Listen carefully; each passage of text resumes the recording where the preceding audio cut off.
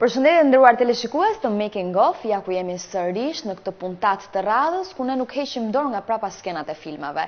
Këtë radhë do të flasim për një film tepër të njohur i cili quhet World War Z, një aksion, aventurë dhe horror, i realizuar me një buxhet prej 190 milion dollarësh, i drejtuar nga Mark Foster, skenarist. Matthew Michel Carner, marrin pjesë aktorë të shumë si Brad Pitt, Mirel Enos si dhe Daniela Keretz. Romani është një koleksion i llogarive individuale ku narratori është një agent i Komisionit të Kombeve të Bashkuara. Ndjekim tani trailerin e këtij filmit dhe rikthehemi sërish në studio. Does it live in a jungle? No. Oh. Is it really fast? No. Does it live on the Great Plains of Africa? No. Hey. What is going on? Hold on, guys. Daddy, be careful on the road. Jerry? Get back in your car right now! Remain with your feet!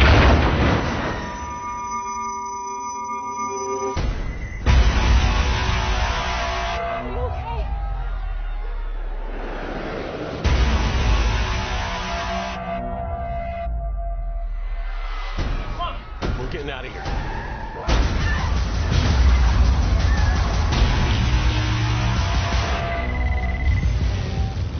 Terry, what is this?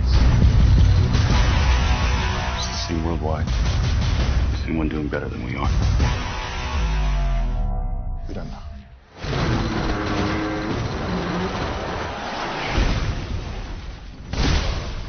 I'm scared. How do we know they're coming? They're coming. Ready?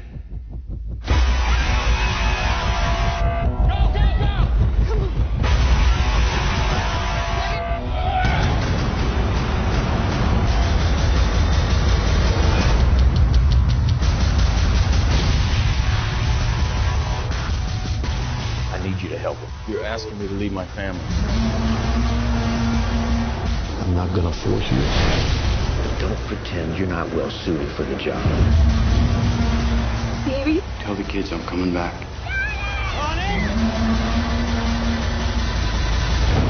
Just know I'm coming back.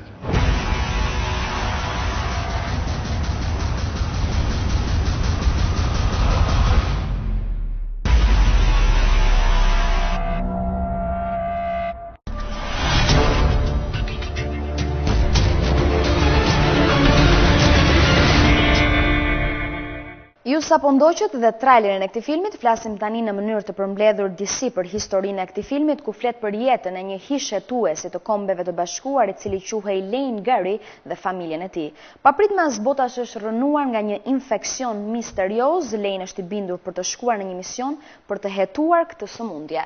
Ne tani do të shkojmë, do të ndjekim prapa skenat e filmit dhe për çdo prapa sken, aktori kryesor do të flasi për vështirësitë e këtij filmit, për vështirësitë se si i ka xhiruar dhe për pjesët e tij më të bukura. I ndjekim dhe rikthehemi sërish.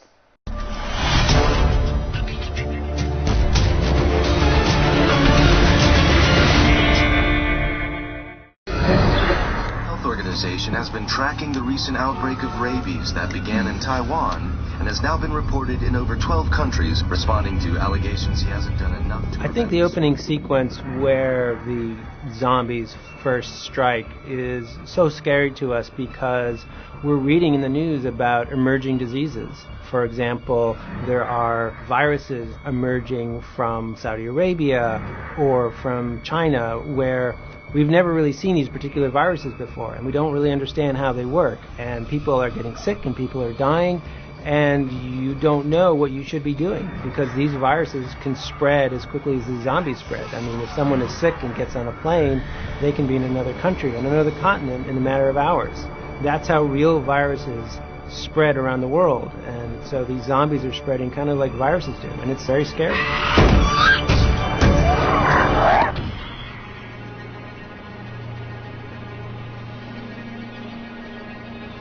No, we're not really in Philadelphia. Here we're in the center of Glasgow, sort of the center of town. And Glasgow was generous enough to basically close down the whole part of their center. And we have like several streets here blocked for ourselves to do the opening of the movie. And it's been really exciting to be here because they've been very cooperative, and it really gave us the scale we were looking for. And once you change the street signs and you put some cabs in and you also use some digital plates from Philadelphia, the city really will look like Philadelphia.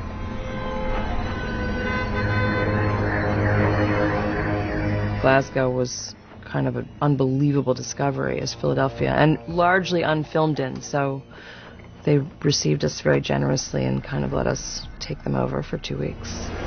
Rolling! We first talked about shooting the sequence in 6 days, and I think then people sat around the table and realized, hang on, this is much more complex, we needed more days. So I approached the council and asked for an 18-day closure of this area, which is enormous. I mean, it's never been done in England before. A city centre shut down for 18 days.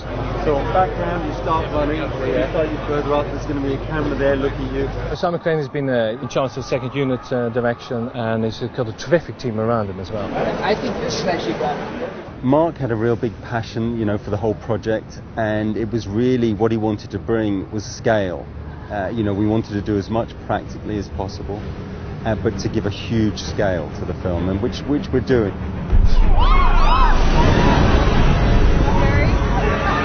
Get back in your car right now!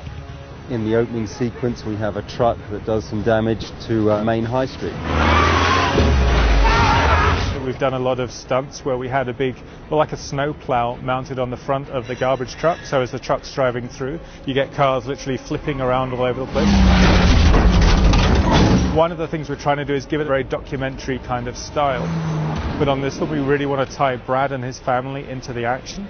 So what we did, within the Volvo, we actually mounted 4 different cameras which give us an overlapping tile background. And then Brad, we can shoot green screen and actually have him driving and being part of the action.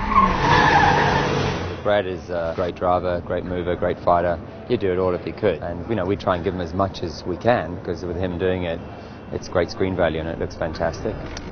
Brad Pitt is wonderfully generous actor. He brings a lot of laughter onto the set, and you can see that he's always thinking about the story that we're trying to tell and the best way to tell it, and he's always bringing ideas to the set. And we crashed over 40 different cars. We then crashed the garbage truck, and then we crashed Brad's Volvo into an ambulance.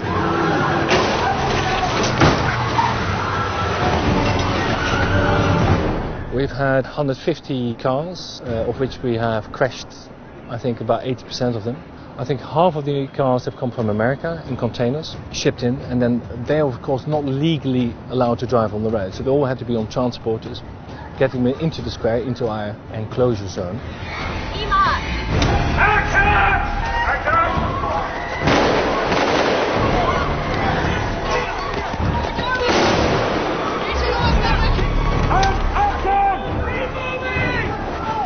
The military are coming in, doing roadblocks, trying to channel everybody away from where all the action is. The main reason I'm here is to go through the script, make sure that they're keeping as realistic as possible. But don't bring them all the way down, stop them at the signs right here, and then we'll go ahead and move them in groups. I'm helping them with the progression of the breakdown in the military to tell the story. Why don't you take charge of the situation and yell some stuff to him? He yelled something. I trained Mr. Pitt on a film called Spy Games years ago. He's very particular about everything. If I have a National Guardsman here, he wants to know exactly why it's there, what are they doing, why are they doing that, what's the weapon doing, why does he have that weapon. He's very particular about every small detail. The National Guard have been called out. I think you'll see some of them behind us. We've got M16s, we've got M4s, we've got SWAT teams here with shotguns, we've got MP5s, we've got the police with Glock pistols, and slowly we'll start to see the guns coming into use. But we've been firing a lot of weapons this morning to get the crowd motivated. In terms of crowds, some days when we're in smaller streets, in the beginning of the sequence, we were getting away with 200 crowd to make the streets look full. And now that we're moving into the square for the mayhem, we're bumping up to 700. Speed camera, action! The idea behind the live-action photography with actors and stunt people was have real people on the street that were panicked. Most of the shots have real actors acting like they've been bitten, being taken over, becoming a zombie.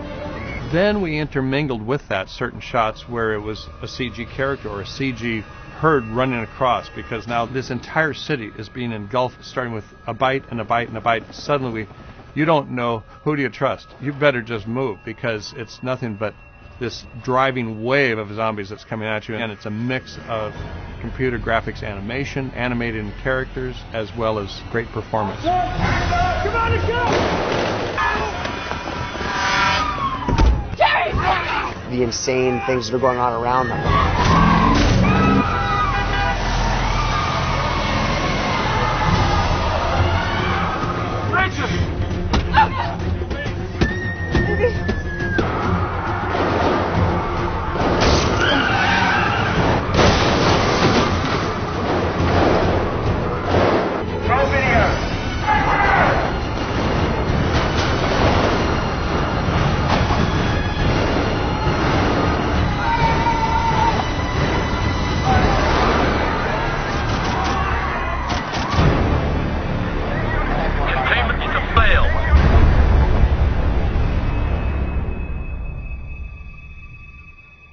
How do we know they're coming? They're coming.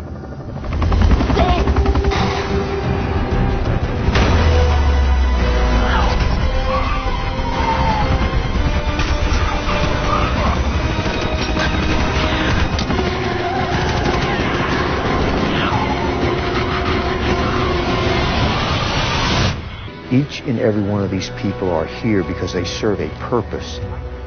Let's figure out how we stop this.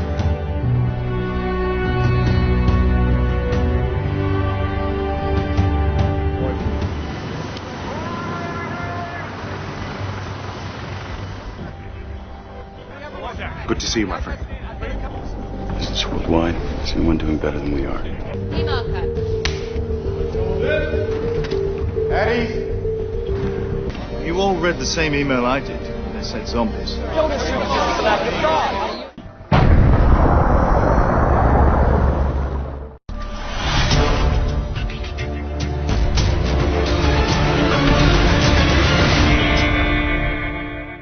Jemi pranë në rubrikën e të ftuarit të mbrëmjes. Si ftuari i mbrëmjes së sotme është aktori dhe regjizori Lorenc Kaja. Lorenc, mirëmbrëma, mirë se keni ardhur në studio. Mirëmbrëma, faleminderit për ftesën.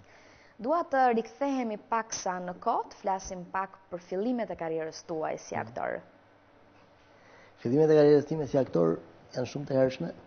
Po kujtoj pallatin e pionierëve, që në moshën 7 apo 8 vjeçare kam filluar të shkoj në pallatin e pionierëve. Në kurset e aktrimit që ishin aty. Iniciatori ka qenë daja im. Unë në fakt kam pasur shumë qef futbollin. Ishte mami që nuk më la. Nuk e di ka bërë mirë apo keq.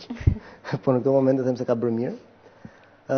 Më pas nga pallati i pionierëve, pastaj jam lidhur me profesor Milto Kutalin, që e falenderoj sepse ka dhënë një ndihmë goxha të madhe në rrugën time për të futur në Akademinë e Arteve. Edhe profesor Artur Selmanin, që këta të dy që më kanë përgatitur për të futur në Akademinë e Arteve. Fati madh që fitova, sepse dim se si është lufta për të hyrë në akademi. Mbaj mend që kanë qenë rreth 100 konkurrent dhe fitonin 10. Probabiliteti ishte 1 me 10. Di që kam dali 4, i mbaj mend këto. 4 vjet shkolle që janë një investim i madh. Dhe frytet po ja marr tani. Domethënë nuk ka qenë një pasion i hershëm për... Jo, ta thash, pasioni im ka qenë futbolli. Ishte daja, sepse daja unë kam balet maestër. Ishte daja që donte që unë t'i futesha artit. Dhe tha provoje. Në moshën 7 apo 8 vjeçare nuk di, më fal për shpengalitet gomari, kështu që dëgjon më të rriturit. E provova dhe filloi të më joshte, filloi të më pëlqente. Dhe rreth vitit të parë apo vitit të dytë në gjimnaz thash po do t'i futem. Vendosa që t'i futem kësaj rruge.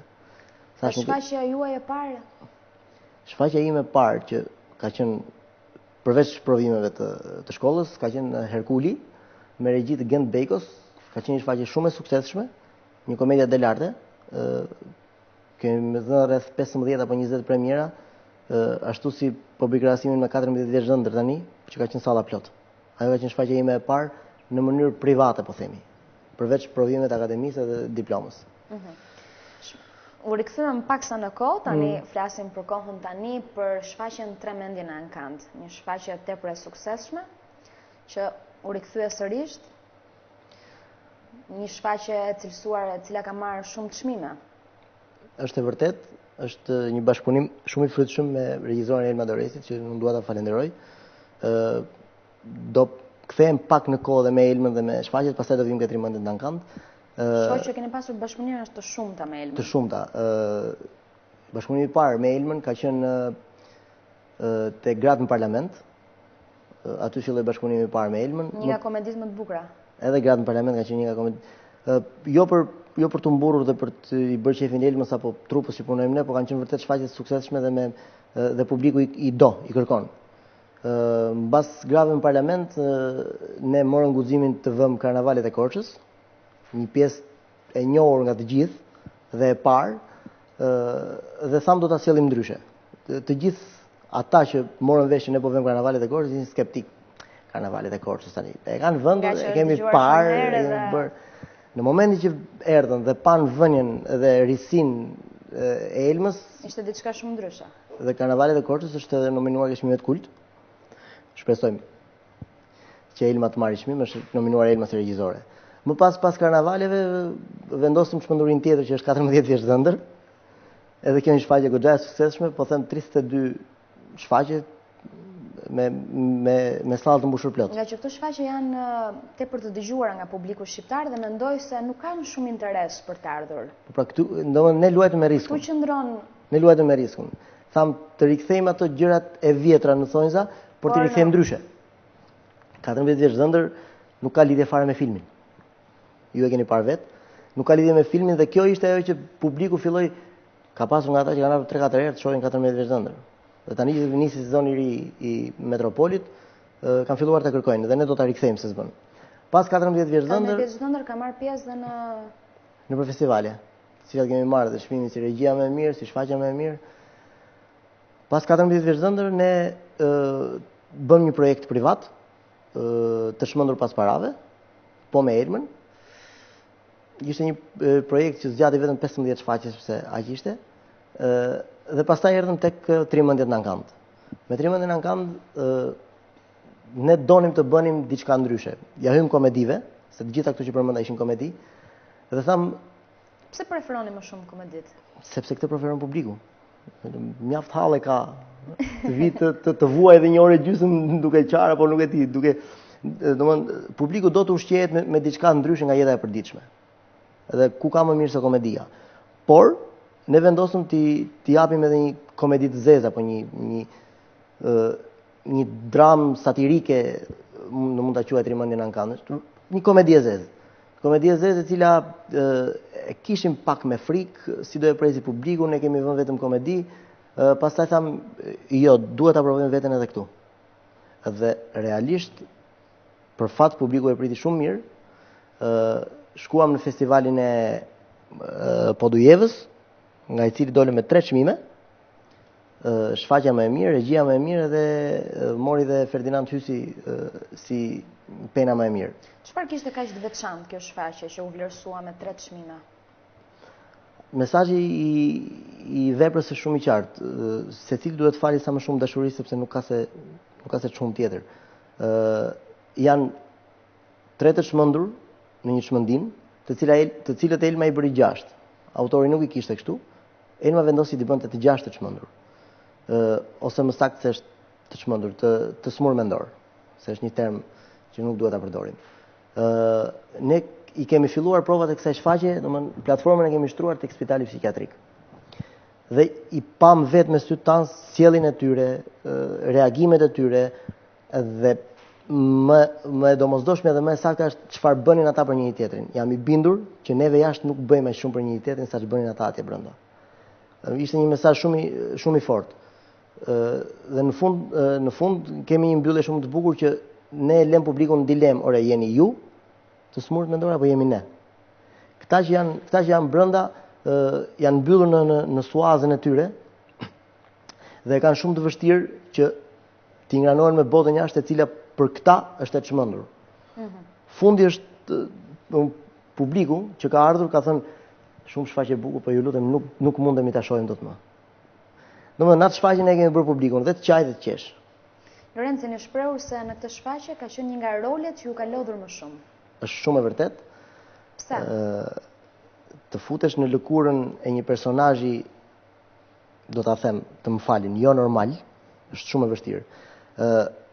Aq më tepër pastaj që un kam pasur një personazh të dyzuar, ku hyn me një alegri të papar dhe befas ka një, po themi në mënyrë banale, i ulet automati dhe i kujtohet e gjithë ajo çfarë ka sjellë në këtë çmendim. Është monologu i tij me shumë vuajtje, domethënë është kur ka qenë në i vogël e kanë përdhunuar dhe prandaj ka arritur në çmendim dhe nuk ka qenë lehtë. Nuk ka qenë lehtë të përjetosh atë çka mund t'i bëjnë një fëmijë, një shoqat bamirëse të cilën e ka marrë për ta arritur dhe ka arritur deri në abuzim me të.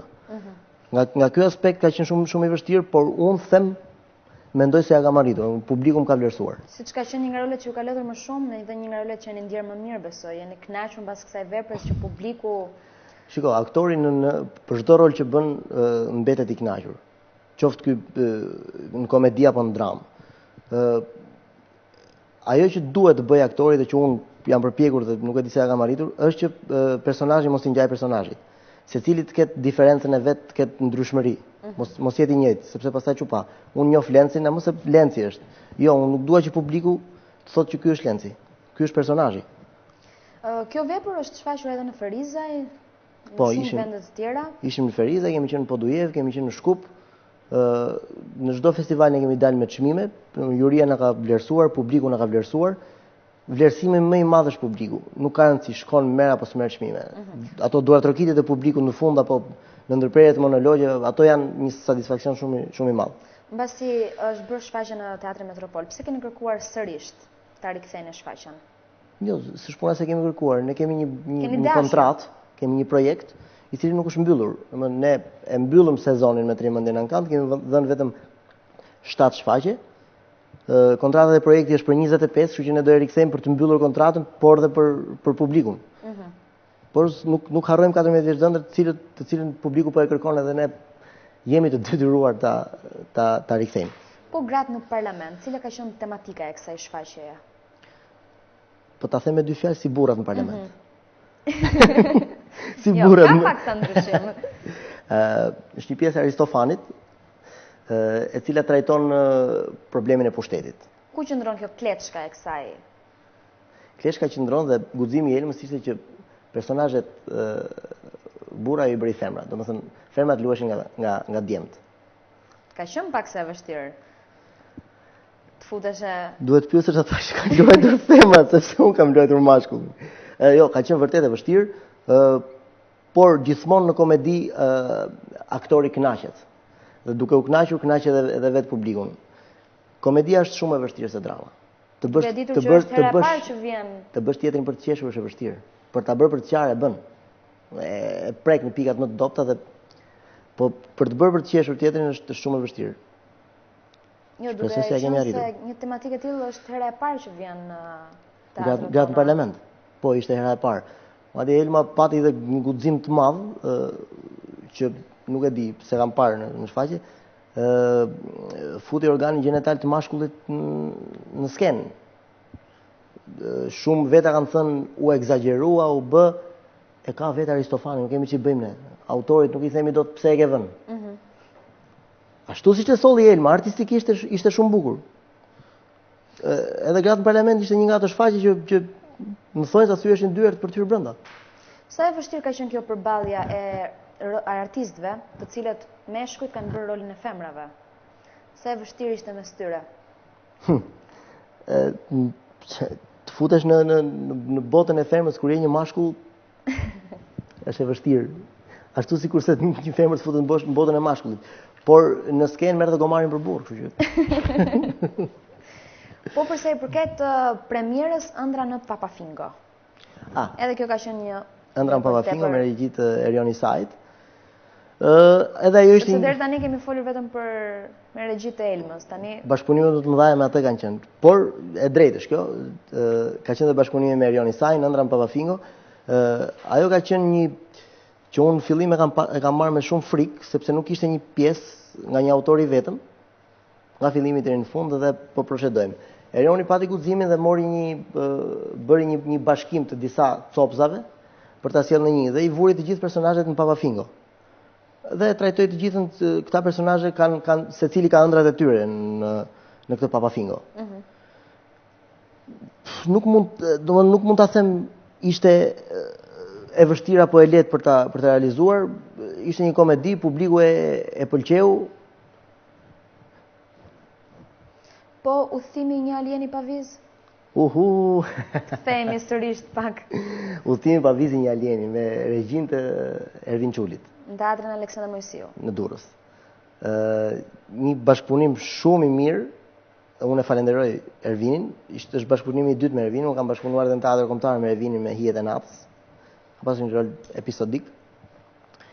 Udhëtimi pa vizë i një alieni, një shfaqje që vinin ndërthurit të rinjt me ata me eksperiencë, siç ishte Fatos Fela, një aktor shumë i mirë. Dhe si unë, si Gendi Deçka, Adelina Muça, që kemi qenë të rinjt, morëm shumë nga ata që kishin eksperiencë. Ervini ditit i ndërthurët e bukur këto të dyja. Ishte një komedi shumë e mirë, shumë aktuale, e shkruar nga Bashkim Hoxha. Fatkesia ishte që u mbyll shumë shpejt, sepse ishte një projekt privat, nuk ishte një projekt i institucionit.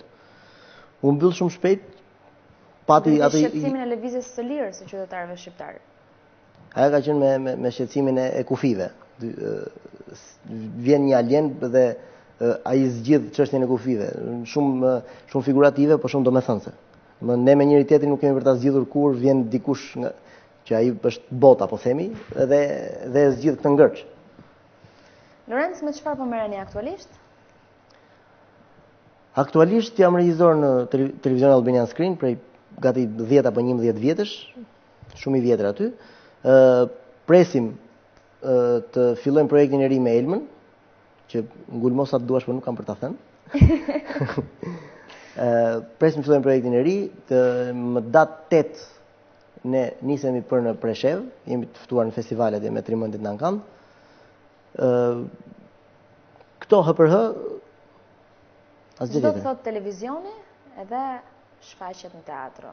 Janë dy gjëra paksa të ndryshme, po besoj se më mirë ndihesh në përshfaqje. Televizioni të kufizon pak. Sigurisht. Do ta them shumë hapur. Kur kam mbaruar shkollën, është ajo dilema se ç'do të bësh. Kënaqesh me 4 vite, vitin e parë thua u futa dhe u bëra aktor dhe mora rrugën. Vitin e dytë fillon mendon, te treti të hyn frika, kur mbaron vitin e 4 llahtharisesh. Po tani ç'do bëj. Kam mbaruar vitin e 4 dhe me ç'mbaj mend kam ndetur një 3 muaj pa bërë asgjë. Të merr. Çfarë koha sa të vendosësh? Jo, ti vendos, po ç'a mundësish t'jepen. Kjo është e gjitha. Kisha filluar që në vit të dytë në televizionin Telesport ku lexoja kronikat e lajmeve, gjë shumë e thjeshtë. Aty më ka hyrë një dëshirë për të mësuar regjin televizive. Përveç se dëshirë ishte edhe një, ore, pse mos ta bëj këtë se duhet mbijetosh. Jo, është mëse e vërtet. Pastaj kam kaluar nuk është problem që i them emrat e televizioneve. Absolutisht. Kam kaluar te TVK-a e dikurshme dhe aty po themin thonë se kam bërë autoshkollën për regjin. Ku një ndihmë shumë të madhe më ka dhënë Bujar Kokonozi, që e falenderoj, Stefan Gajo, 2 nga drejtorët e fotografisë që ne kemi, më kanë ndihmuar jashtë mase dhe në thonjë se kam vjedhur shumë prej tyre, sepse na thoshte Birçe Askon në shkollë kur ishim, ky profesioni jon të bën hajdut. Duhet të vjedhësh që të mësosh. Më pas i kam hyrë rrugës së dublimeve. Edhe kjo ka qenë një eksperiencë shumë kam punuar për rreth 6 vjet në dublimin e filmave vizatimor dhe artistik. Kam qenë regjisor dublimesh dhe aktor njëkohësisht. Dhe në kohën që fillova dublimet e filmave, as një muaj më vjen një telefonat nga ish televizioni Alsat, një kolegja ime, Evis Vojka, thot, Len sot është, me Evisin kam punuar ke koha, domethënë. Iku Evisi nga koha, mi la mua emisionet, dhe më thot, Len sot s'ka një vend në Alsat, do vish të bësh një bisedë? Po. Shkoj kam bërë bisedën me drejtorin Arban Hasani, ka qenë atëre, sot kam bërë bisedën, të nesme kam filluar punë. Edhe që atëre unë s'jam shkëputur më nga isha Alsati dhe sot Albanian Screen. Nga dublimet jam shkëputur si regjisor, por si aktor vazhdoj të dubloj. Ndërsa pastaj kaloj ke përgjigja e pyetjes tënde se çfarë ndryshimi ka. Teatri është i aty për atyshëm dhe jetohet aty për aty. Televizioni pavarësisht se mund të kesh një emision live, mund të jetë aty për atyshëm, prapë është ekran. Unë në shtëpi e shikoj nga ekrani, kurse në skenë unë të kam përballë. Domethënë është e prekshme, është jetike. A mendon për një afat më të gjatë televizionin? Sigurisht kësaj rruge i kam hyrë dhe nuk në një çudi e madhe. Jo, mendoj që mund të jesh vetëm për vepra, në përshfaqje dhe nëse teatri merr atë hovin që ne duam dhe merr rrugën që duhet, sigurisht do fokusohesh vetëm aty. Unë jam diplomuar për aktor dhe është përveç se pasionit është edhe një investim, thash 4 vjet shkolle është një investim që bën nga jeta dhe nuk mund të hidhen në plera. Po një vepër të vënë nga ju, kur e mendoni? Vepër të vënë nga mua? Shumë e guximshme. Nuk e di se kam menduar ndonjëherë. Nuk do të kemi diçka të afërt, diçka. Jo, përderisa ke një sukses me një regjizore siç është Elma apo mund të dalë dikush. Jo, por edhe diçka e vën nga ju vetë do të ishte një kënaqësi e dyfisht. Shiko, këtu në Shqipëri se më dolen temë. Këtu në Shqipëri shumë veta thonë ne dim t'i bëjmë të gjitha. Nuk i bën çdo kush të gjitha. Unë mund ta marr, mund të dështoj sepse kam marruar një shkollë për aktor dhe jo për regjisor. Mund edhe të kem sukses. Nuk dua të bëj eksperiment. Po prandaj gjithmonë duhet guxojmë. Okej, guxoj në skenë, më jep çfarë do roli të duash. Te Romeo Julieta për shembull unë kam bërë edhe personazhin e gejt. Kam qenë një shërbëtor gej. Kush janë rolet që të kanë tërhequr më shumë? Rolet më të bukura. Nuk e harroj. Ti e ndier më mirë. Nuk e harroj Herkulin, që ka qenë i pari. Nuk kam për të harruar edhe diplomën me Kiço London Kopshti me dallandyshe. Personazhi Stavros edhe ky ka qenë një dashuritë e para. Po. Ka qenë edhe ky një spital psikiatrik. Kam rol shumë të bukur tek Karnevalet e Korçës profesor Janin. Personazh shumë i mirë. Shoq që janë shumë ta. Është trimi ke 14 vjeç dhëndër. Dhe për mua është qeshja mbi tort, trimendjet na kanë pastaj që është i huaj. Që është suksesi. Që është sukses, është më i lodhshëm, po që unë po i marr frytet. E shoh që po i marr frytet. Lorenc, unë të falenderoj shumë për këtë bisedë këndshme që ndam bashkë. Të falenderoj edhe ty për ftesën. Ndërrohemi miq, shkëputim pak çaste, shkojmë në publicitet.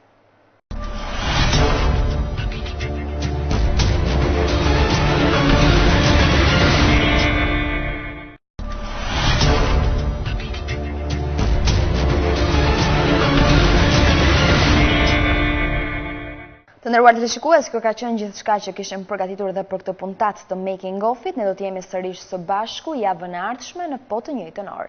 Deri atëherë, miru takofshëm.